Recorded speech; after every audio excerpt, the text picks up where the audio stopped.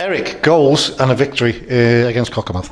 Yeah, before we start, I'd like to give you a diary of our week. It was Fleetwood's new impressive, magnificent training ground. So for a League One club, it's outstanding. Then we go to the Hummel training ground, the Glasgow Rangers, one of the biggest sides in European football. And then we go to Cockermouth for a bit. And that's how football works at this level. It's amazing that some of them lads have played at Fleetwood, Glasgow Rangers and then Cockermouth on a wet, damp Saturday afternoon.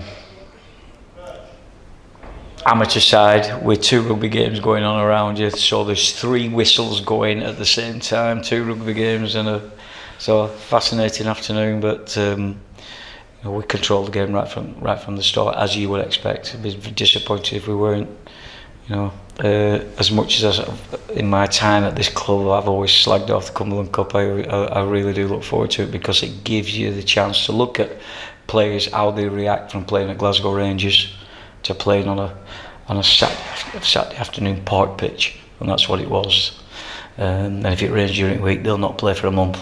But no, we scored the goals. We should have scored twice the number. So nice to get a win and nice to get a complete domination of a game. And they're a bit of an unknown entity, these games, because you're going up against a man's side that wants to beat a Carlisle side. Yeah, when we saw them warming up, they looked a lot younger and bigger than what they do when they were actually kicked off. It's a strange thing to say, but we dominated right from word go.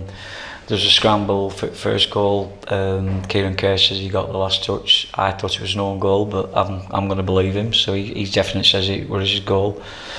And then we score from a corner, which is a Liam Lightfoot at the back post.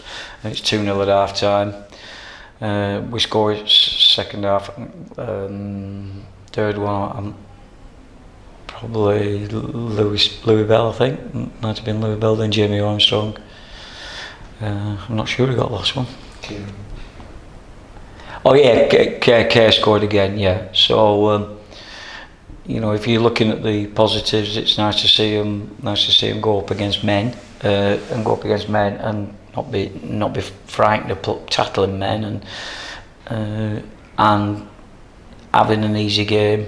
The negatives are that the goal scoring, we won't get away with missing the chances in a league game that we got away with today. But comfortable win end. Can I just say Cockermouth as a club and the officials were very hospitable to us and made us feel welcome. So from our side, it was a very comfortable afternoon. Been a tough spell for the boys. You've mentioned not scoring goals. They needed something to give them a bit of a boost. Yeah, we'll find out, won't we, next Friday when we go to Port Vale, whether it's helped us or not. Taylor must have had 16 attempts at goal. It weren't going to be his day today. He's the least that you worry about because you know that he's got quality. So, I'm sure he'll score for us when we need him. But he ain't got his shooting boots on, and as long as the game was going on, we weren't laughing at the side of the pitch. We were like it were getting a bit farcical. That the harder he tried, the worse he got. But we introduced young DJ Taylor, who we took on as a scholar next season, who's from our under-16s, and he impressed us with his wing play. So that's another massive positive, that we've looked at an under-16 and he had no fear and just glided past their full-back time and time again. And he just had a little bit more quality to his end product.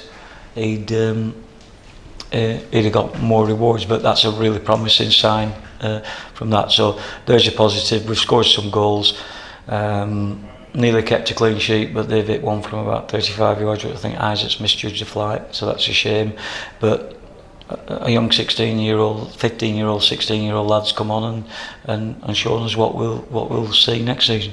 For the likes of Charlie, Jamie and Taylor, who are getting to play with the first team places like Glasgow, what does it mean to them? I thought they were very good on Tuesday. Really impressed. Jamie playing a strange position as wing back, as was Charlie Birch, and they both impressed. I thought Jared, people tend to forget Jared's still a second year. I know he's a pro, but he's still a second year. That's best I've seen him play.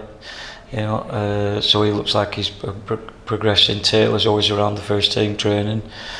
So there was some Tom came on second half up at Rangers, and to go up there and play in them facilities and pitches against a quality opposition can only help them.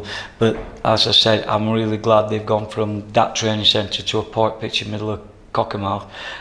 How's their attitude? Because again, their attitude towards football has got to be exactly the same whether they're playing Glasgow Rangers, Real Madrid, Fleetwood Town or Cockermouth. The attitude has got to be right, and the attitude was right today, which is very pleasing. You've said it already, you need to see this in the league, the bread and butter. They need to be picking up points in the league starting on Friday. The reason we're not picking points at this moment is because we can't score goals. Hopefully we'll try and address that next week. We're close to just securing a longer trial period for a forward who's going to come in and spend some time. It's up to Christmas, so I can't say anything more than that yet because it's not really over the line yet. But that looks like that'll happen either Monday or Tuesday. So we are trying to do something because we really haven't got a U-team centre forward other than Cal Soper, who's just finding it a little bit difficult at the moment. Thanks for your time, Eric.